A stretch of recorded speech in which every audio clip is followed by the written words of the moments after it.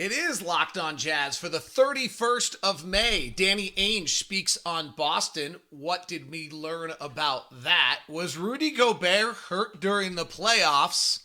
Jazz lose an assistant coach, season in review, and the Chicago Bulls roster. All coming up on today's edition of Locked On Jazz. Pow!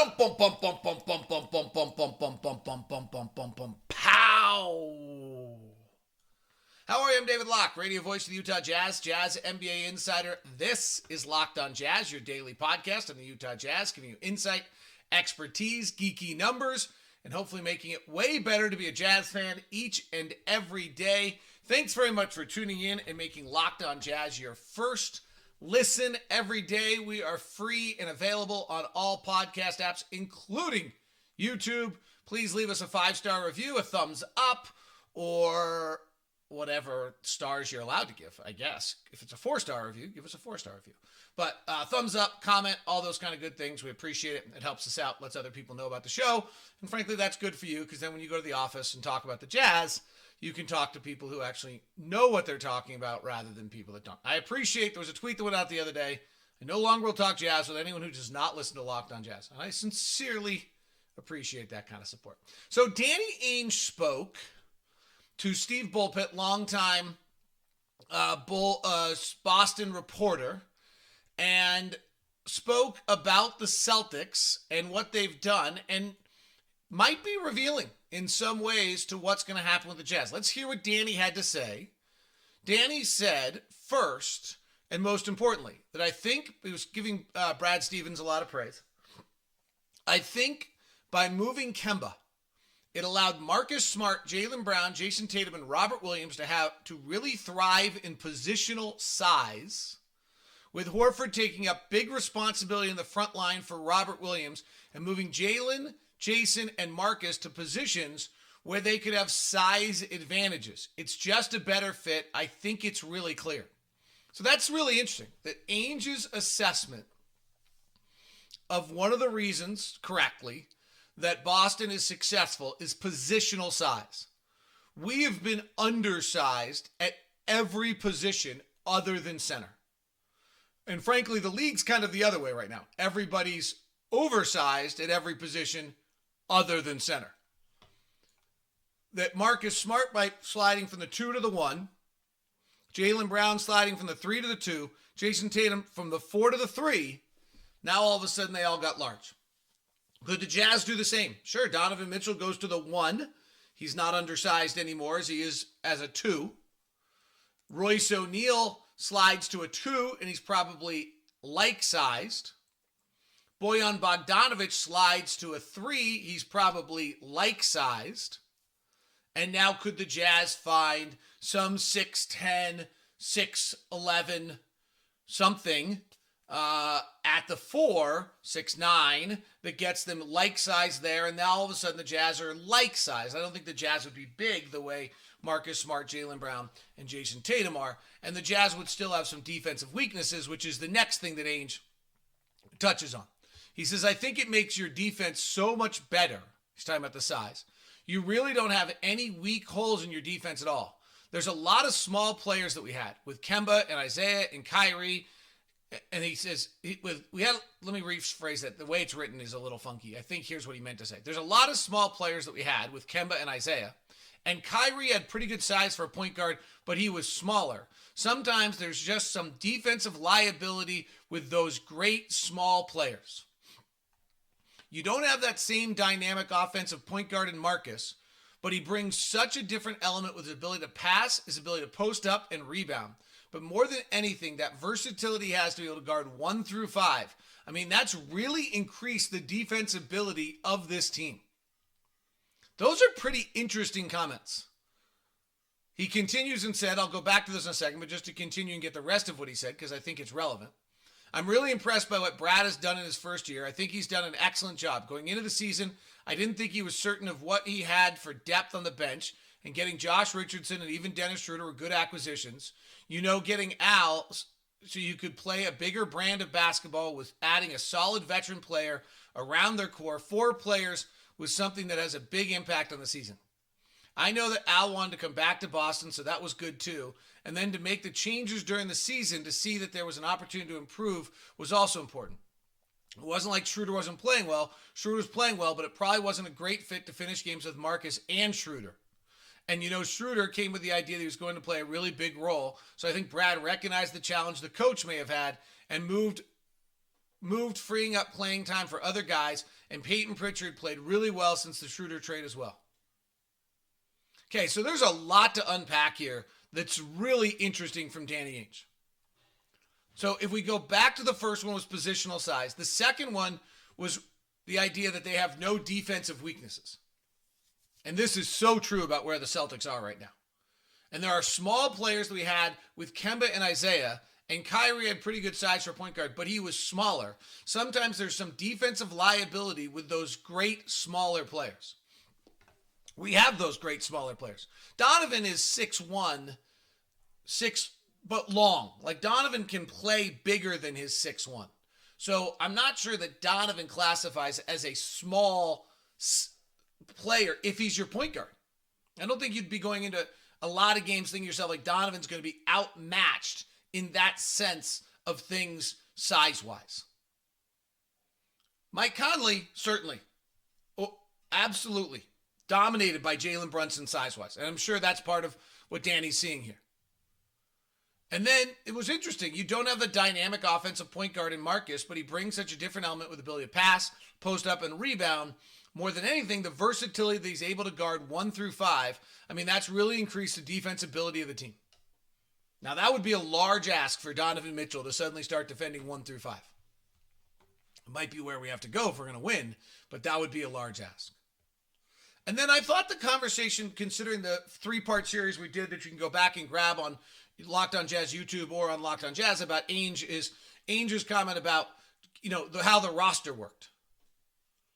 It wasn't like Schroeder wasn't playing well. It didn't work for them to finish games with Marcus and Schroeder. And Schroeder came with the idea that he's going to play a really big role. The Jazz had a lack of basketballs last year. And they had a hard time figuring out what everyone's role was and how they all fit. And who got it when and where and how. It just didn't come together. And you hear, that's where Boston, frankly, was last year. Boston was 36-36 last year on a team that didn't pass, didn't get along. Juancho Hernan-Gomez even said this the other day in a press meeting in Spain where Juancho said they just didn't pass, they didn't play together, there was no off-court chemistry or anything of that sort with this basketball team. And he was talking about the Celtics a year ago at 36-36.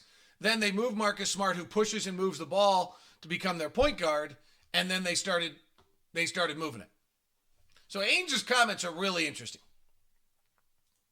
It gives us some insight into, how Ainge sees that. Final thing Ainge had to say in the Steve Bulpett article for Heavy, Brad, Ime, and Mike Zarin, and Austin, all of them created a team. There was no uncertainty on how it was going to play when the season. There was some uncertainty on how it was going to play when the season started, and then they saw how it was going, and the team started playing really well before the trade deadline. It looked like they really started to gel once they got back and healthy. But then the extra moves were just to focus on playing the right players. Who are the right players for the Utah Jazz? That's super interesting. So Danny Ainge with a bunch of comments about Boston that could, I think, get your mind moving a little bit as a Jazz fan.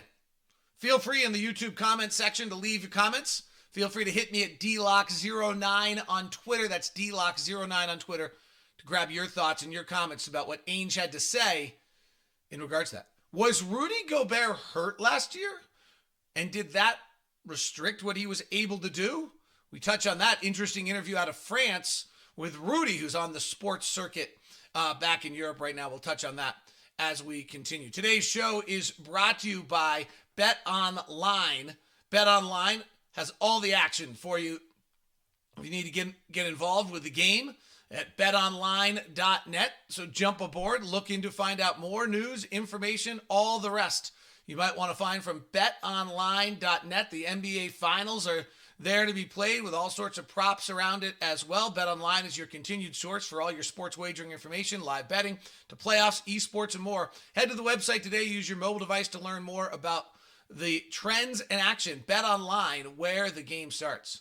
Monday edition of Locked On Jazz also brought to you by our good friends over at Murdoch Chevy.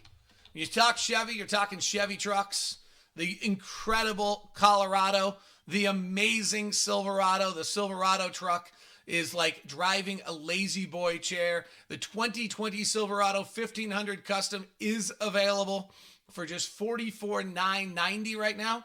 The Colorado is your more zippy, running around town, smaller version of the truck. There's also the the Silverado HD available for you, and then some great deals on the SUV lineup right now. By the way, the 2022 Chevy Silverado, you can get a 1.9 APR for well-qualified buyers, and there's the first ever all-electric Silverado as well. So incredible things going on with Chevy and over at Murdoch Chevy, plus the SUV lineup. It's got some great deals for you. That Equinox, which is a supercar that Chevy has for you, 0% for right now APR for well-qualified buyers, or $1,000 cash allowance. It's all at Murdoch Chevy, located in Woods Cross and in Logan. If you're going to stop by, feel free to email me first at dlock09@gmail.com. We can set you up with a VIP meeting over at Murdoch Chevy.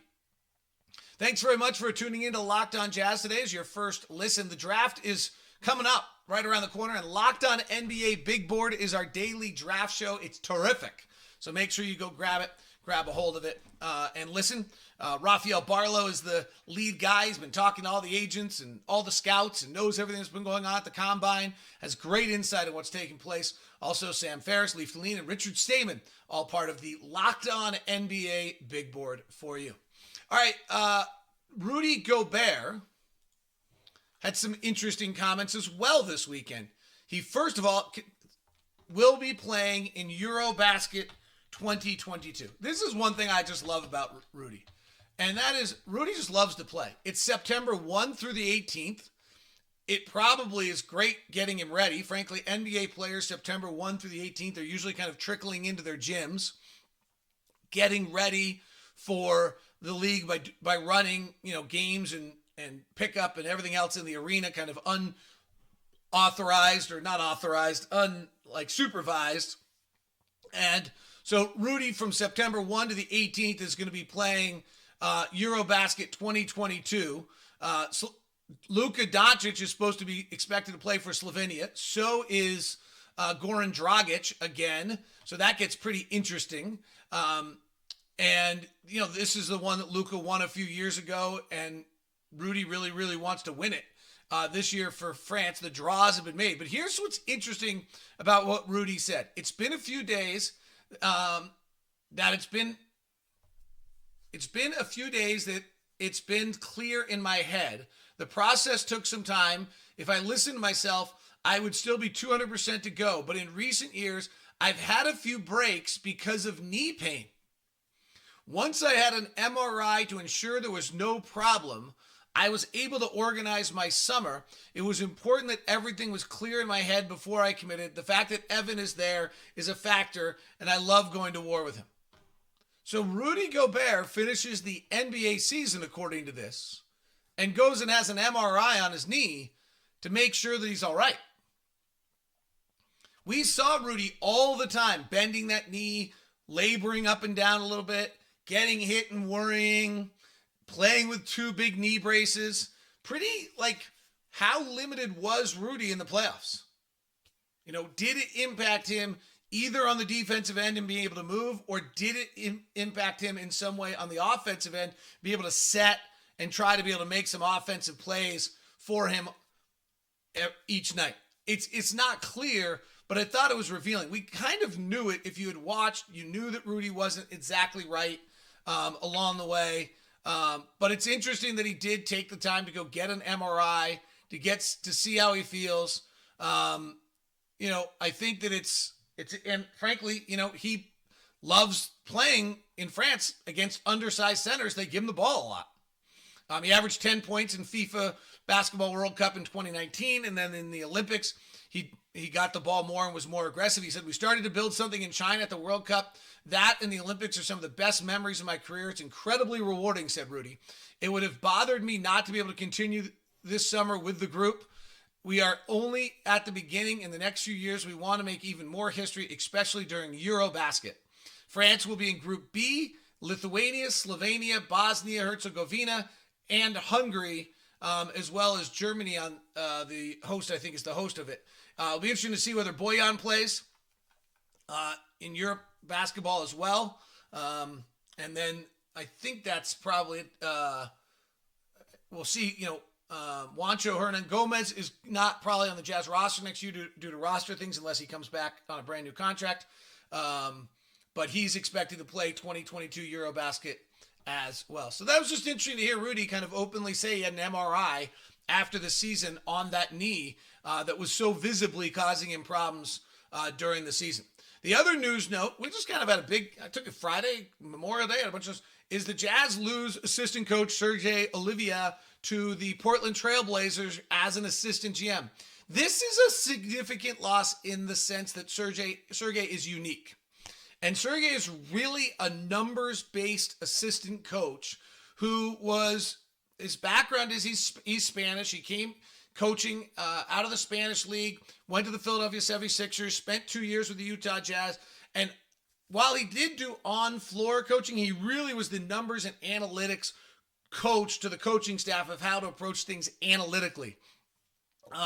He was very integral in the building of kind of that early offense, the early three, when the rest of the league was taking about 33% of their transition shots as threes, and the Jazz suddenly jumped to 50% and surprised the league in the COVID year a year ago at the way they were approaching it and their efficiency in playing in that fashion. Frankly, I think he was probably a part of leaving Terrence Mann open too. That was an analytical decision that came back to bite. Sometimes that happens with analytics. These decisions are not always perfect in how they play out. They are just analytical and trying to play the best odds as possible. But the loss here would be just the uniqueness of Sergei. There's plenty of coaches on this staff that can to fill his needs, and the numbers are there's more and more people that can do this, and there's better insight and all sorts of things. But there is the same way that when the Jazz have had incredible turnover's the wrong word. Promotion of their coaches. So, for example, Sagana Diop, who was a former NBA player who went on and is now coaching in Houston. There's a uniqueness to having a 7-footer on your coaching staff, right? So if you lose a 7-footer on your coaching staff, it's hard to go find another 7-footer to fill that same role and be able to battle your bigs and do some of those kind of things. I mean, Alex Jensen has a uniqueness at 6'10" that he can look a big guy in the eye. There's something to that. So that you're losing something in Sergei in that there's a unique skill set to what he brought to the table. But frankly, the same way that the team needs a shakeup, maybe some of the coaching does too, in that, hey, everyone's been together for a while and you got to figure it out. I'm not sure with this group that turnover is a bad thing, I guess is what I'm saying. Not that anyone, don't misunderstand that comment. I just think that this whole season was just a wear and a tear, and there wasn't the spark that Quinn talked about. And I don't think people were juiced to come to the building on any side. That just wasn't, Juancho's talking about the Celtics a year ago, that they just didn't have any chemistry. I think it's pretty clear that that's where we were this year. So anytime there's little changes, sometimes, it can just change the mix and be good. This probably wasn't one you would have chosen. Sergei is very good. He becomes an assistant general manager of the Portland Trailblazers, and congratulations to him for being able to take that next step in his career. All right, we'll continue our series of looking at rosters and who they might have and who we might want, and we'll do it with the Chicago Bulls as we continue. This is Locked On Jazz, your daily podcast on the Utah Jazz. The look of the Chicago Bulls could be very different depending what happens with Zach LaVine, and that's probably the first place to start. Zach LaVine, coming off some knee injury issues, is a free agent, and more murmur that he might be considering going somewhere else. And as we are continuing our series, if you've missed it, each day we're looking at a roster of a team in the NBA, and whether or not we have interest in anyone on their roster to be able to rebuild, or maybe simply to go get better positional size. Right? That's what we just had. Let's see if I can bring this up for you. Here we go. Here's the roster on the of the Chicago Bulls to look at. So the other thing is just kind of their contract situation on all their players. So we'll take a quick look at that. LaVine's the free agent. That's the super interesting one for them. DeMar DeRozan is signed for $27 million next year and $28 million the year after that. I don't think they'd be interested in moving him. Nikola Vucevic has 1 year left at $22 million. This says 24 on Sports Track. It's at 22. Lonzo Ball has a 3-year contract left, 19.5, 20.5, and 21.4. I understand that what I will give you what I'm looking at. There we go. I think that'll do it. I think that's right. I think you now have the same thing I do. Yeah. Alex Caruso, $9 million, and then a non-guaranteed $9 million, which I'm sure they'll guarantee. Young Patrick Williams, who did not play until very late in the season. And then they've got Kobe White they've got to figure out what to do with. Tony Bradley still hanging around. Ayo Dosunmu was a great pick by them last year. And then the Zach LaVine, obviously no longer on this chart as the free agent. So let's start with Zach LaVine. Is there any way the Jazz can pull off something incredible? His dad played at Utah State. He's from Bothell, Washington. Maybe he has an interest in coming back to this area. LaVine would give you positional size. And, would the Jazz be able to, LaVine's max contract, you'd have to max him out on a full max contract this year. He did have knee problems. He's not known to be a good defensive player at all. But he is a bona fide scorer. He is long, and he is a elite athlete. But he's got some knee problems, and he's probably, the Bulls are going to have to pay him a 5-year, $212 million. At least they're doing a very good job, frankly, of floating him around to enough other people right now so that you'd have to do that. And then if you're the Jazz, you'd have to pay him about that same rate. So if he's getting a 5-year, $212 million, 5-year, $212 million max contract from the Bulls. The Jazz, I believe, would only be able to, unless it's a sign and trade, then the Jazz would be able to do that. If you do kind of the quick math on that, at 212 divided by 5, you're talking about a $40 million a year contract.